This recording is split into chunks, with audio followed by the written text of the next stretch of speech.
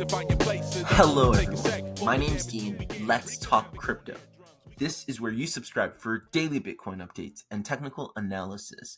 We track the price of Bitcoin as a proxy for the cryptocurrency markets at large. Today is August 5th, 2022, and Bitcoin as well as the rest of the cryptocurrency markets are setting up for a very green weekend, okay? There's a reason I'm saying this, and there's a reason why we can expect explosive price action in the coming days. If that interests you, then watch until the very end. I'm getting started on the 4-hourly time frame, and I just want to point out maybe what may be obvious to some of you analysts, some of you traders, but not to the masses. We've been in an uptrend since July 13th, and that uptrend has been slow and steady. If it's slow, let it grow. If it's fast, it won't last, okay? There is a sense that we haven't really popped and we haven't really made explosive price action to the upside. So this is a quote unquote fake rally, right? But if you know how to read price action, if you know how to read the charts, you know there's absolutely nothing fake about this uptrend, okay? Uptrend started on July 13th. You made a wave to the upside, and you took about 7 days to make it, retraced for around 7 days, okay? That's a legitimate first and second wave. You then proceeded to make another wave to the upside, okay? And you follow that up with a retracement, and that retracement, once again, held the 0618 of the preceding uptrend, okay? So right here, the orthodox high is right here, okay, right there, and you can see you came down to right around the 0.5 Fibonacci retracement of that uptrend, and now you're proceeding back up, okay? You had your consolidation reversal pattern right here, and you're proceeding back up. So yesterday I was saying that here we go, you know, from what I'm reading, that consolidation reversal pattern is finished. I count 2 degrees of AB basing, okay? And the B wave, I'm gonna zoom in a second and we can talk about it. The B wave that I was reading on Bitcoin was incomplete, but still, and this is important because you don't need to be 100% on these consolidation reversal patterns. These corrective waves are capricious. They can look like so many different things. So, but even in misreading my B wave, I still got the read right in terms of when we were going to reverse, given my AB basing, my 2 degrees of AB basing. So we're gonna zoom in a second to look at what those 2 degrees of AB basing actually look like. So right now, seems like we're getting that first wave of the third wave. Okay, so let's talk degrees. Speak clearly. Since we're doing Elliott waves, let's talk in degrees, and let's just recap really quickly. This larger wave is what we call primary degree, okay? So that's our default primary degree, okay? The smaller waves, so in Elliott wave, each wave is also consisting of 5 waves, right? So that's the kind of fractal nature of Elliott wave theory. We'll call these intermediate degrees, okay? So the 5 waves here that we can expect, that's an intermediate degree, all right? Just as well, the 3 waves here, intermediate degree. So we're in intermediate wave, we're in primary wave 3, okay? Intermediate wave 1, and here you have intermediate wave 2 that just finished. So you're going into intermediate wave 3. You've already started intermediate wave 3 of primary wave 3. There's nothing more bullish because the third wave is typically the most impulsive, the longest, the most impactful of Elliott waves, all right? And you're getting not only the third wave of your primary degree, but also the third wave of your intermediate degree. And remember how this works. Most market participants will not realize that this is an uptrend, right? They won't realize the trend change from July 13th until this has run off, until they experience that pump, that explosive price action of the third wave that typically comes in the third wave, okay? And why are we saying it's likely to come at this region or this point? So let's zoom in just for this, guys. And if you're getting value, please like, share, and subscribe. This resistance right here at between 24, 25, right, that I've annotated with this blue band is what actually has created this type of price action, right? So we met this staunch resistance once, we met it twice. We're going to test it for a third time.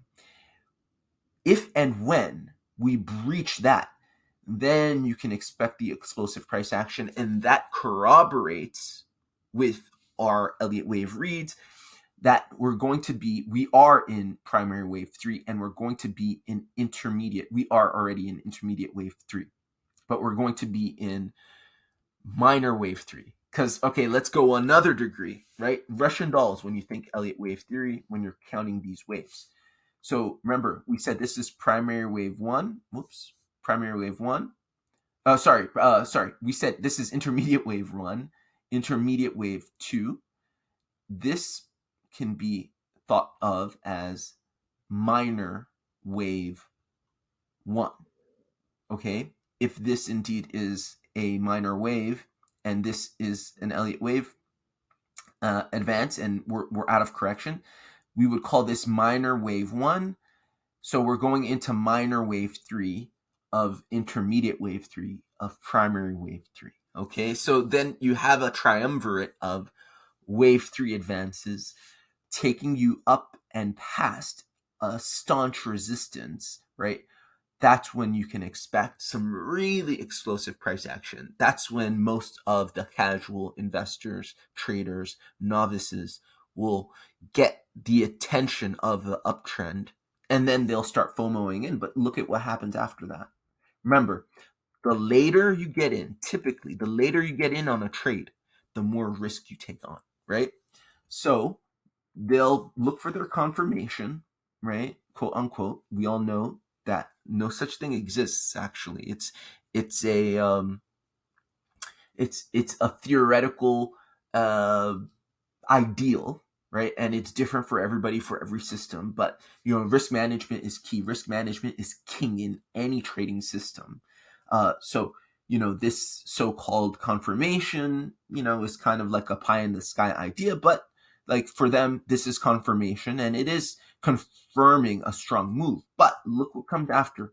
Likely, I don't know for sure, but it's likely that once we do breach this resistance and come and attack this and fill this gap. Remember, when we came down from 30K all the way down to this 24K region, 23, 24K region, we kind of just dropped down really quickly. Expect price to do the same on the way up.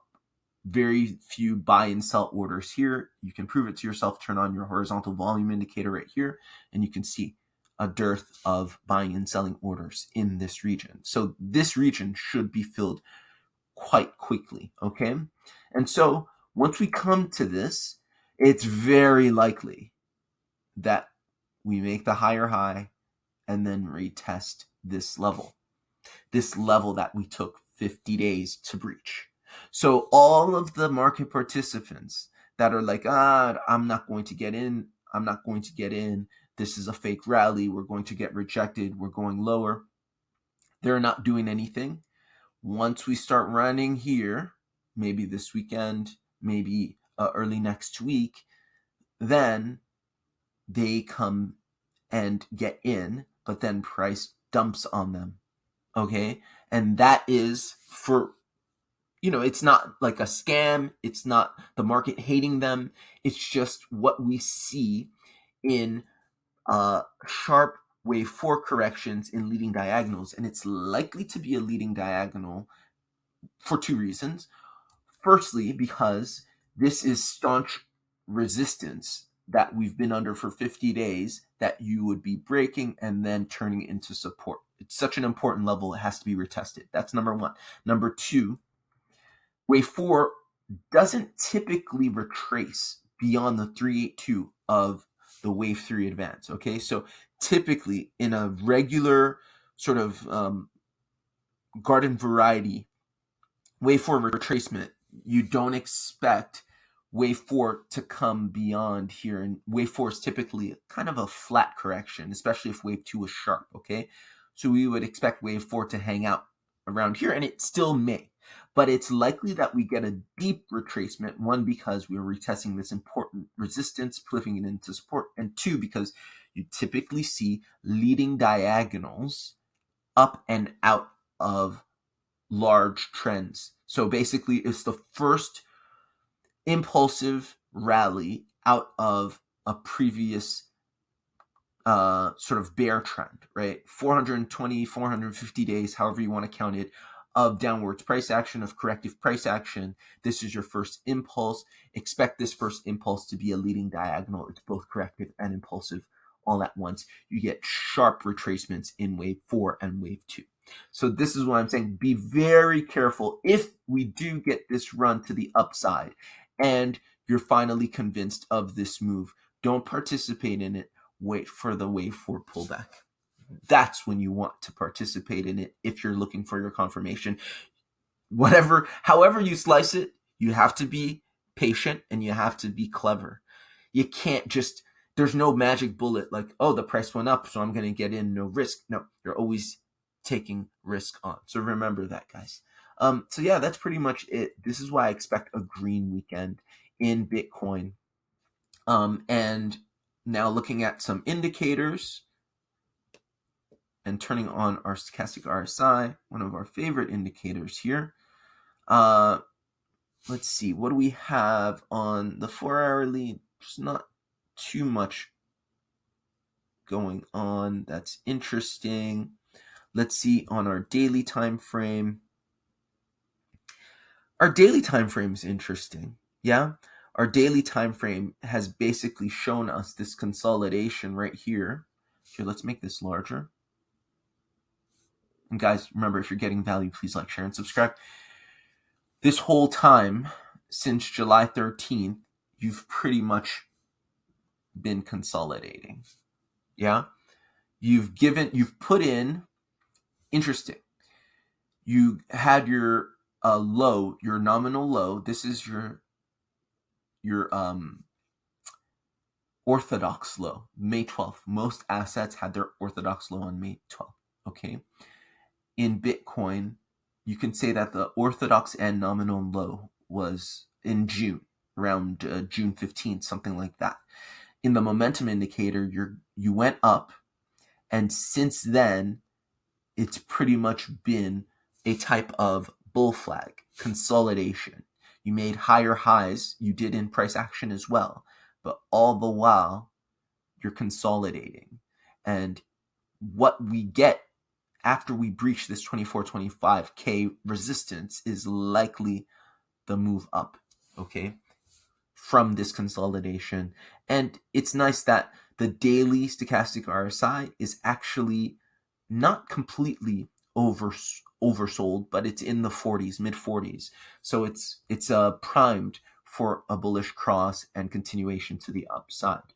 Now let's look really quickly at our weekly stochastic RSI, and this is how you use indicators. Price action is king, not what the Dow's like. You go on Twitter and you see these people with tons of followers, and they're supposed to be reputable analysts, and they're making these correlations, and some of them are really good actually, but they're like, oh, the jobs report just came out, and so there was a sell-off. It's like, wow, good, fine. Most people, if they want to trade like that, good. It's good for us because it's a zero-sum game. And if people are still under the belief that really these fundamental events really dictate price action, then great for us, right? But like, price action is king. It should be used first and foremost. I always tell the story of my mentor, my friend Jack Schwager, who writes the Market Wizard series, and all the traders that he's ever interviewed, one thing that they all have in common is they master price action. It doesn't matter the style. They master price action. These indicators, these secondary, tertiary kind of these side sort of comparisons, these other kind of ways to get edges in the market, they're all secondary, tertiary type means to glean what's really happening. Okay, in our stochastic RSI on the weekly, we're cross bullish. We should expect continued upside. That's basically what this means, okay? And the bullish cross actually happened. You can see this right here. It's early June, late June rather, early July, okay? We got a bullish cross in the weekly stochastic RSI, and that's cross bullish, and it's open, and the blue is over the orange, the K is over the D. I think the blue is the K. And so you can expect positive price action, more positive price action on the weekly time frame. So this is really good for our reads. This corroborates our reads on price action, in price action. And I think, personally, good analysis uses these indicators as support, as a corroboration, not as a primary means of understanding what's happening. If you can't read price action, then you're kind of screwed, because indicators will always lead you astray in some way, given that they can be read in a number of ways, because they're not primary, right? You're looking for, just like when you're writing a book report and you went through school, the teacher asks, what's your primary sources, right? First and foremost, and then your secondary and tertiary sources next. All right, so this right here, if you go into the smaller time frames, this is clear. You've gotten some kind of 5-wave impulse and a 3-wave retrace, right? This is what we expect. 5 waves up, 3 waves down. 1, 2, 3, 4, 5. 1, 2, 3. Continuation, 3rd wave. That's our minor wave 3. That's it for me. Hope this was helpful. Hope this was useful. Like, share, and subscribe, my friends. Stay patient. Look at the overall trends. Zoom out. Get an edge. Get in. Use risk management, and you should be sitting pretty, especially now. It's easiest to trade now than ever, right? We're not in some sort of larger consolidation reversal pattern. We're in an uptrend. All you have to do is find a good place to get in and be patient. Set your stops into profit. Give yourself a good enough margin and just wait. Wait for this stuff to play out, all right? That's it for me. Hope this was helpful. Hope this was useful. Have a great Friday, and I'll see you guys. Damage to begin. Wreaking havoc on their drums. We go getting dumb, getting crazy style. Late night, height division. We be moving with precision. With 10 spots popping off, making some decision about hitting them one at a time with